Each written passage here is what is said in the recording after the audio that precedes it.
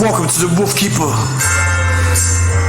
a show that's just about everything that you could maybe think about, everything that you can feel that's inside of your heart.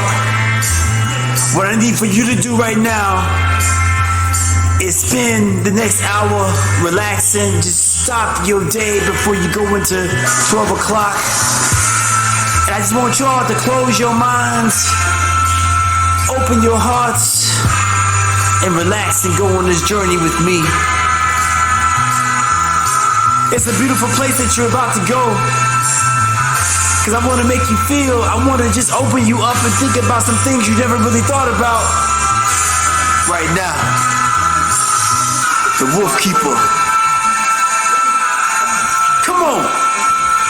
Good morning, y'all. Come on. It's the Wolfkeeper Show.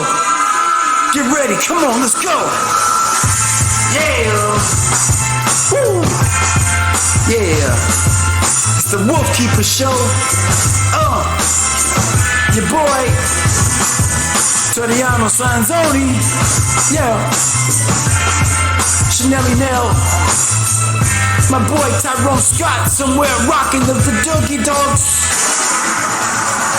Denzel's in his house. Shacky Shack. And for all the people out there that love us, we love you back. Thank you all. Get ready for an amazing show with the Wolfkeeper. Get ready. Here we go.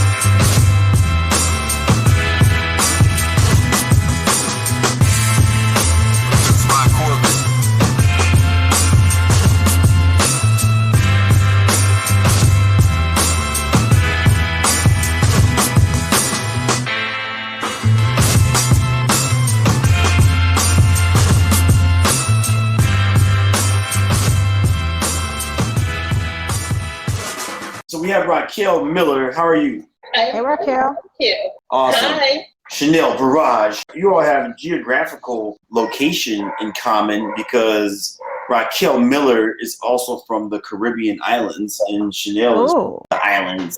So, St. Croix Virgin Islands. That's where I'm from. I'm from Jamaica. Oh, nice. Jamaica. Where are you now? Yes, we just celebrated our independence. Nice. I haven't visited Jamaica. I need to. Let's talk about you have a fabulous company, which just on a spiritual level, I always feel like you should get back to people. Giving is pay it forward. We say that all the time. But you have formed a company that is specifically geared towards giving. Like your company is based upon giving back to employees, to staff members, to customers, and giving, especially right now during COVID, because there's so much meanness and hatefulness and stress and stuff going on. People definitely should be giving. Tell me more about your company. Oh, yes. Thank you for that question. I am still hearing an echo, so I'm going to completely exit from Zoom and just stay on Podbeam. Well, that's weird. Okay. She's going to go back to Podbeam. The cool thing with Raquel Miller, the company that she designed, is about gifting. And I just think everybody out there is giving something to people. Give. I know, you're always about, what about the positivity and energy and happiness, but people need to give. I mean, you give a lot because you help me out a lot. You work long hours with no pay. you're the only. You treat me like a slave. You give your time and energy, which I totally appreciate. I give tons of things. I'm constantly giving. I think giving is the best thing that you can do for anyone. But Raquel, I can't wait to get her back on the line here, but we were having an earlier conversation. It's like, gifting goes back to the beginning of man in time. You should always want to give. I think then it feels good too when you give, like some people, when you give and then, you're appreciated, like that also does something for me anyway. So hi everyone, Raquel here. I realized you weren't hearing me before, so somehow the call was disconnected. So I'm Raquel, you're back. Yes, I am. Echo free. Whatever you did, you fixed it. Yes. And yes, Toriano, you mentioned earlier that giving is one of the best things we can give for someone. But we also believe that giving is one of the best things we can do for ourselves. It's when we share something, when we share either our time or our own abundance and gifts with others, the effect on our own lives is multiplied beyond what we have done for the other person. And so that's the message that is paramount to our company. And that's what Bunchfull is all about. We coined the term Bunchfull to mean to share your own wealth and abundance with others. Oh, I love that. And I love your logo, because your logo is like a heart. Oh, yes. It's a color. Do the colors mean, because you have yellow, red, green, purple, like a two shade? You have a baby, like a periwinkle blue, and like royal blue. Do the colors have significance? What are the colors like? I'm glad you asked. When we were developing the brand around the company, we knew we wanted something that said, we knew we wanted something to show energy and love and fun. And we also wanted to show something that was inclusive of all colors, to show that this was what we represent. We represent the full spectrum of colors, and we represent people just having fun, and all of this can come together. So that's the meaning behind our logo. I love that. Energy, love, and fun. Yeah. I love that. And giving is so, Chanel, my island girl, Chanel, she's always talking about being positive, finding the positivity, and then so much negativity that's out there, especially in Chicago, New York. There's been so much intensity across our planet right now. Everyone's getting all crazy about COVID and racism and social distress. It's way too much going on. It's a lot going on, and I know. Raquel, You gotta channel in. How do you even start a conversation with a company right now that's like, you're asking them to spend money on giving, and a lot of companies are like, hey, I'm not even for sure if I want to keep my staff because I'm dealing with COVID, I'm dealing with race wars, I'm dealing with, we're in the middle of an economic depression. How do you even begin to have a conversation with a company to say, hey, come spend $5,000, $10,000 in giving something to a staff member or to clients? Like, how do you get them to even wrap their head around that? That's precisely some of the reasons why you want to be given back, particularly in climates like now, where you have increasingly, you have remote working. Employees are now disparate. They're no longer together. They're no longer having that feeling of physical togetherness. And so So when you have, now this is a huge challenge for human resources departments to keep your employees engaged and to keep them looking positively at the company. And so we've looked at research done by organizations like the Society for Human Resource Management, who really talk about how disconnected workers are starting to feel. They're feeling burnt out. A huge 45% of them feel emotionally drained from their work and just feel used up at the end of the day. And so when you bring in the culture of gifting, you're saying more than just handing off a gift to your employees. You're really saying to them, I thank you for the contributions you've made. Not only do I thank you, I appreciate you. I listen, I hear what you're saying. And that person feels heard.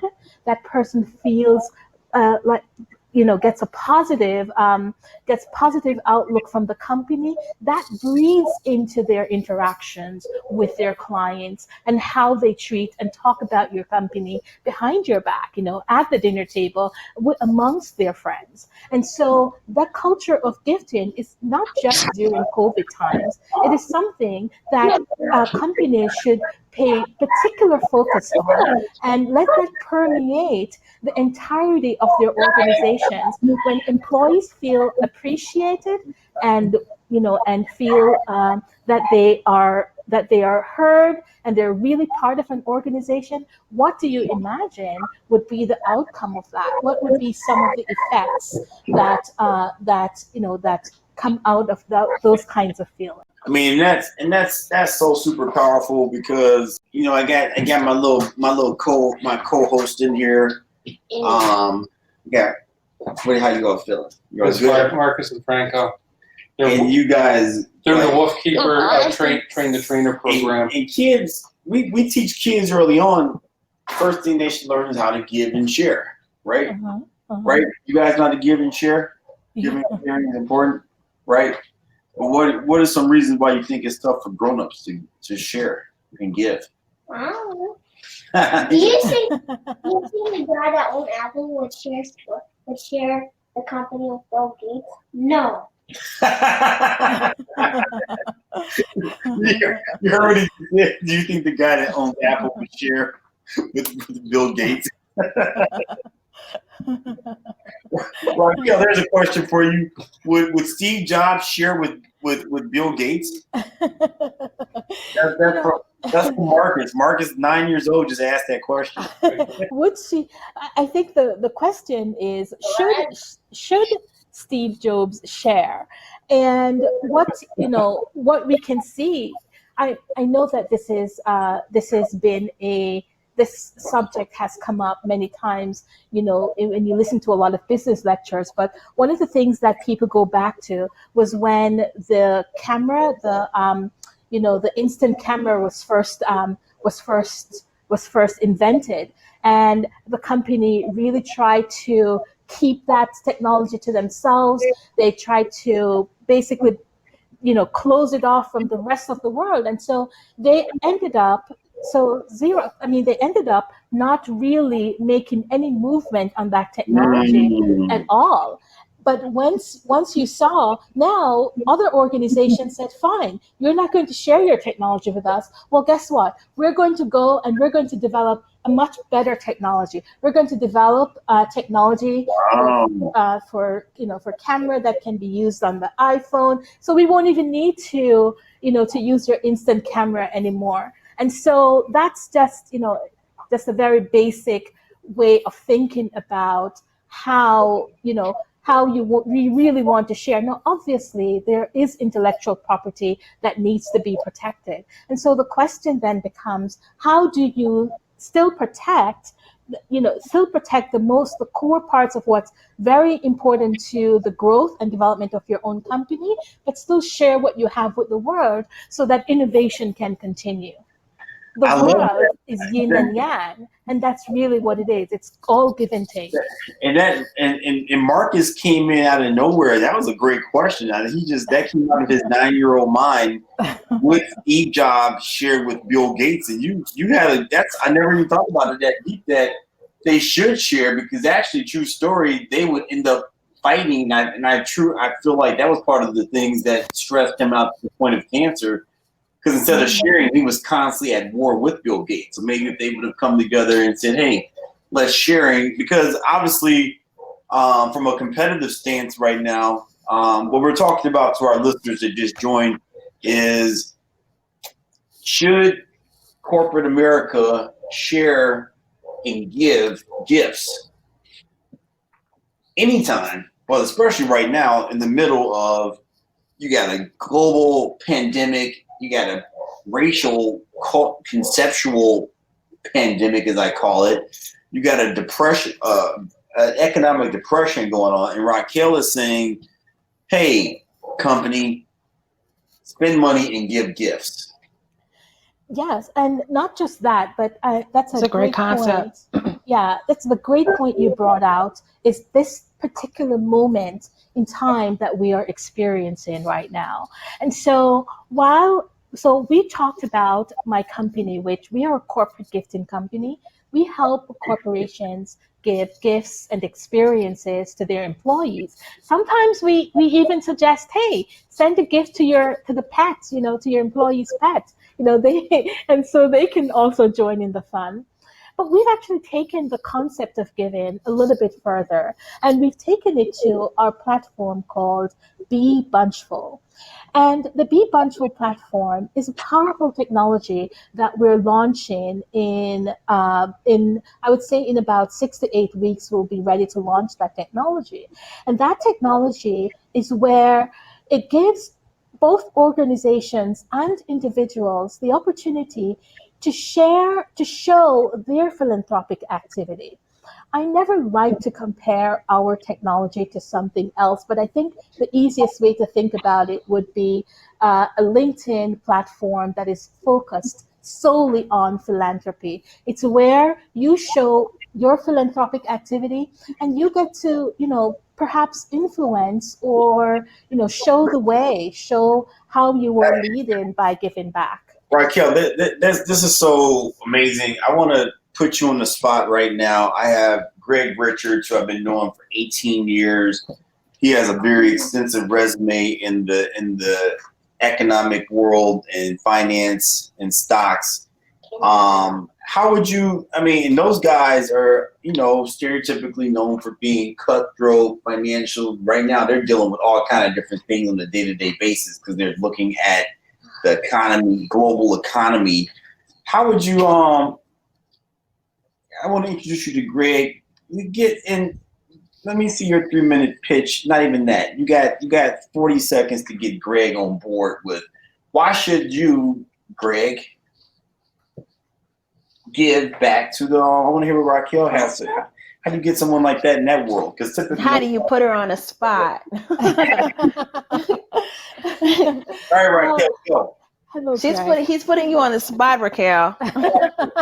Indeed. Don't let him bully you, because he's good for bullying me. So hey, I am on the hot spot, but I'll say very quickly to you, Greg, that when employees who are looking at your organization right now and deciding about whether they want to be part of your organization, they are looking at your philanthropic footprint. They're looking at how you engage and give back to your community.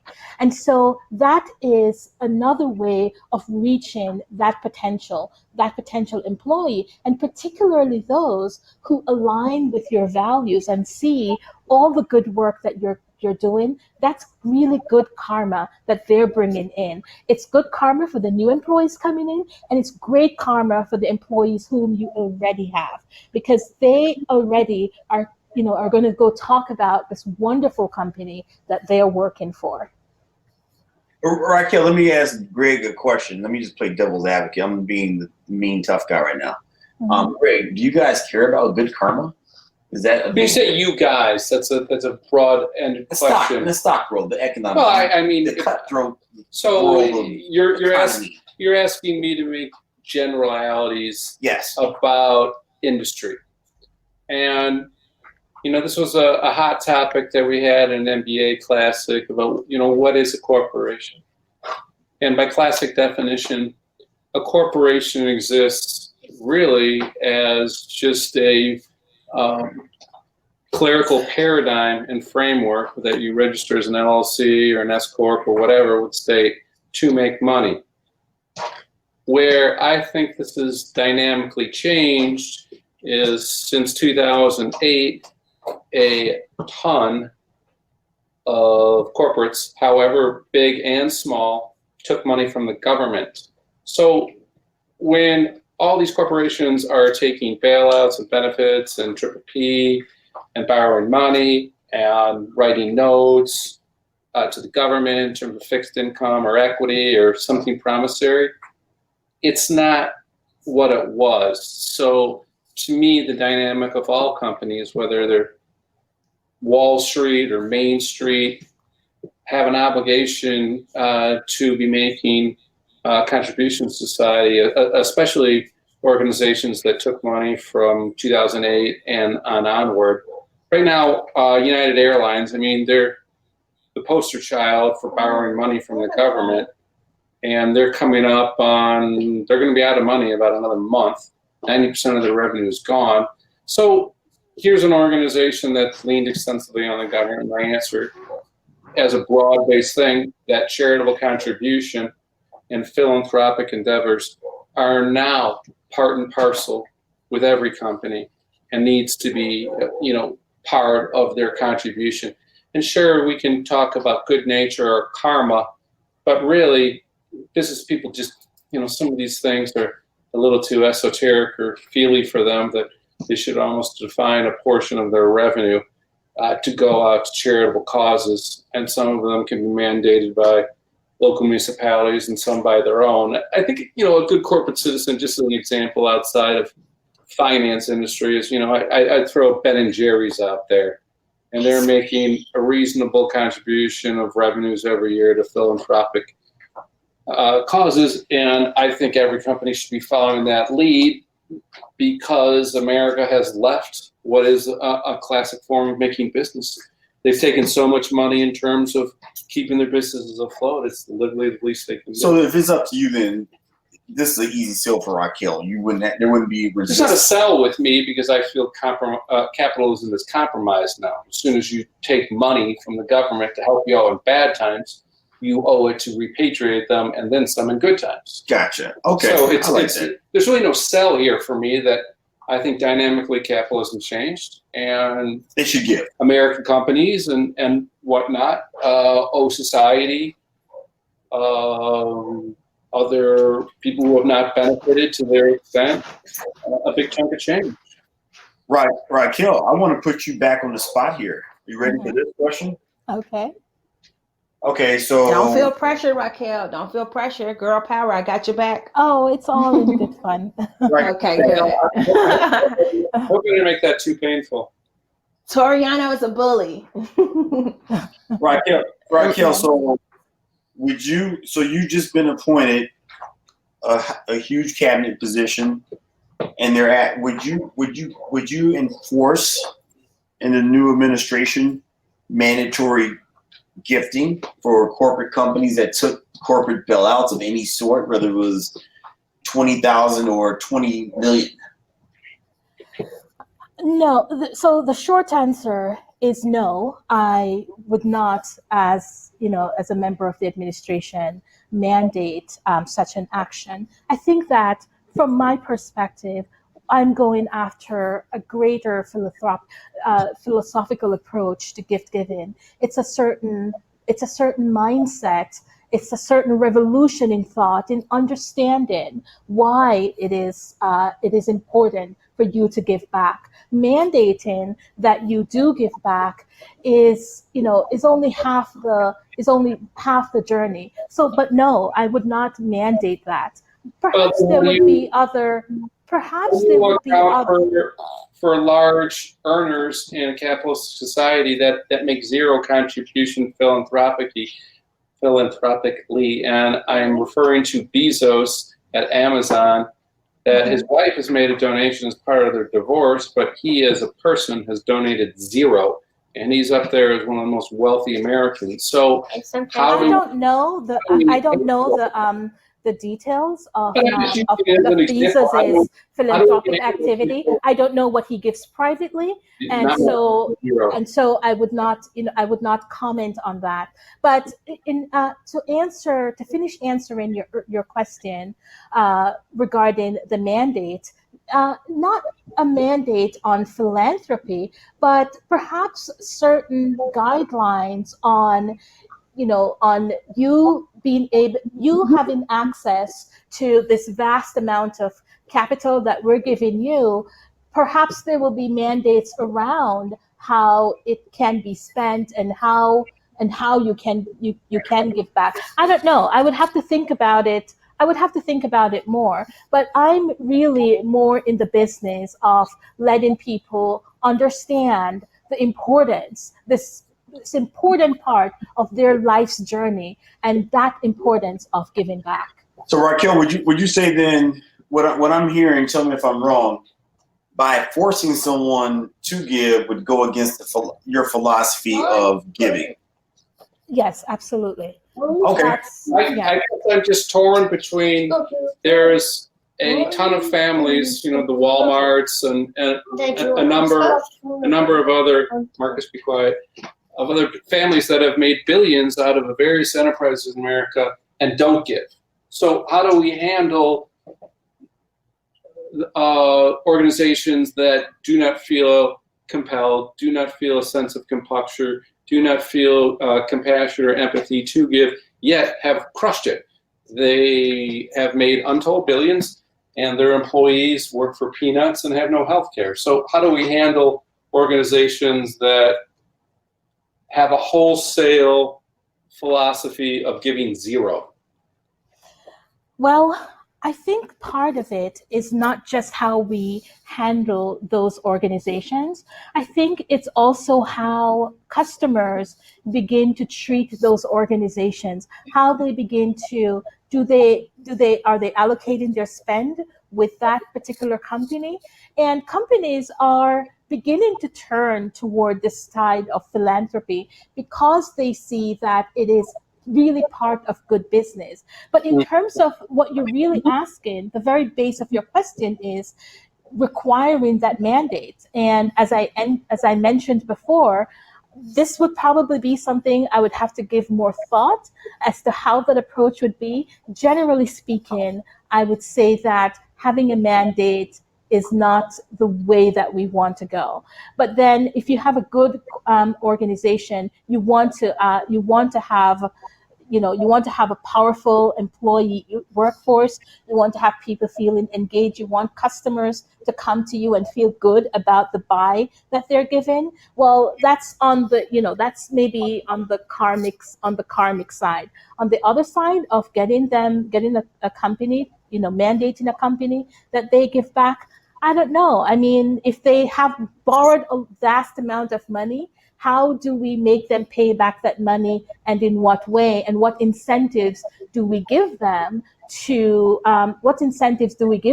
when they do give back? And maybe that's an approach that I would find more favorable. But again, it's something that I would have to think through. Raquel, how much of, in just one of the most beautiful places in the world you're from, is Jamaica. From Jamaica, yes. And when in Jamaica, I've never been a place where a person has so little and gives so much. I mean, I remember when I got there, it was a last minute trip, and this guy, I didn't convert my money over, so I went like the first couple of days I had no money on me at all. And where I was in Port Antonio. Is that right? Port Antonio? Mm-hmm. Yes, there is a Port Antonio.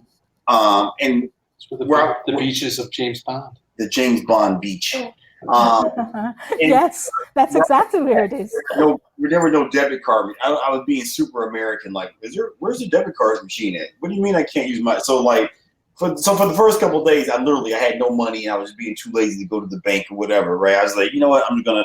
And it ended up, what kept prolonging me to even go 3-4 days without money, because people kept just giving me stuff. I was like, nope, I can't. I don't have any money. They're like, oh, don't worry, man. Like, boom. And now I have something in my hand. I'm like, I don't have money. don't worry. Like, I kept eating, I kept drinking, and I had like a whole bag of like knickknacks before I probably got some money, right? I probably could have made it the whole time without money. How much of the philosophy and the backbone of your company is from the fact that you're from Jamaica and that you're just into giving, that's just a cultural thing? Well, I'll tell you about a personal experience. I spent the first 9 to 10 years of my life living with my grandmother.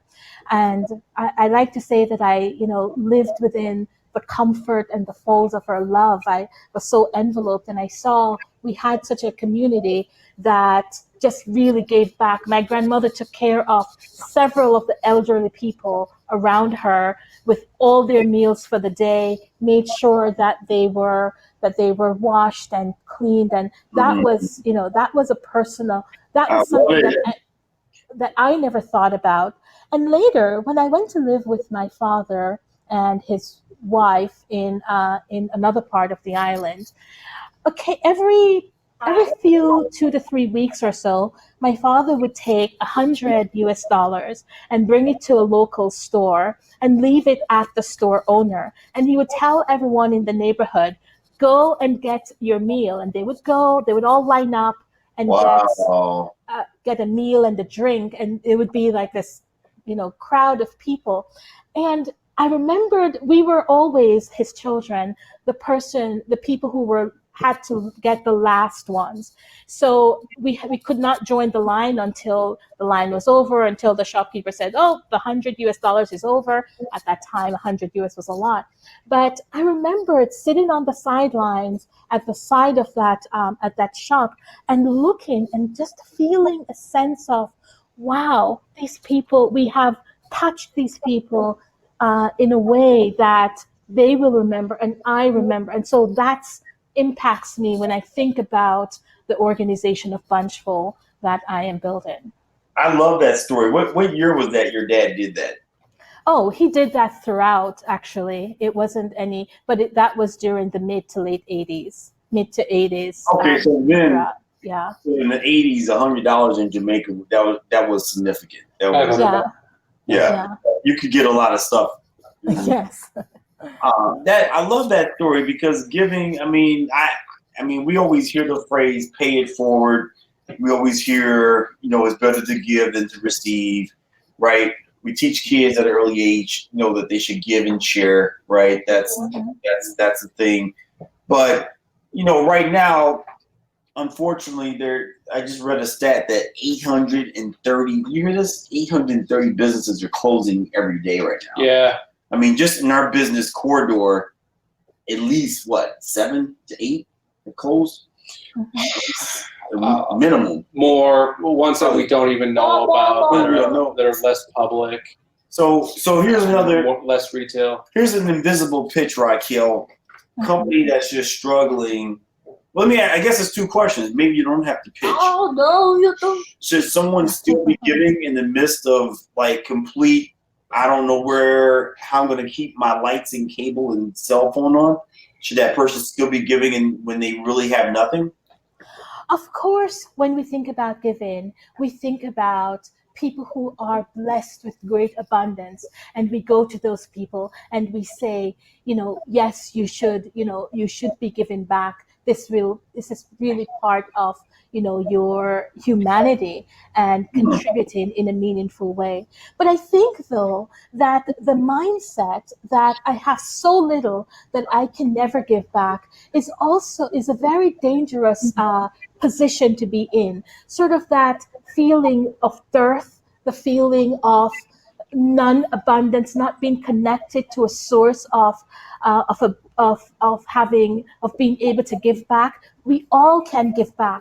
Sometimes giving back is not necessarily financial. Giving back can be many things. It can be acts of great kindness, acts of acts that really help others. But I think, though, that no matter what the position is that we're in, if our approach is that we can find a way to help someone else, we can find a way to give of what we have, then even even in the most dire circumstances, when we begin to have that insight into ourselves and our actions, I think that is what helps to lift us out of that sense of dearth.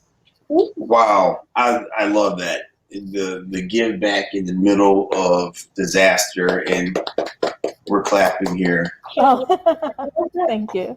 You get it.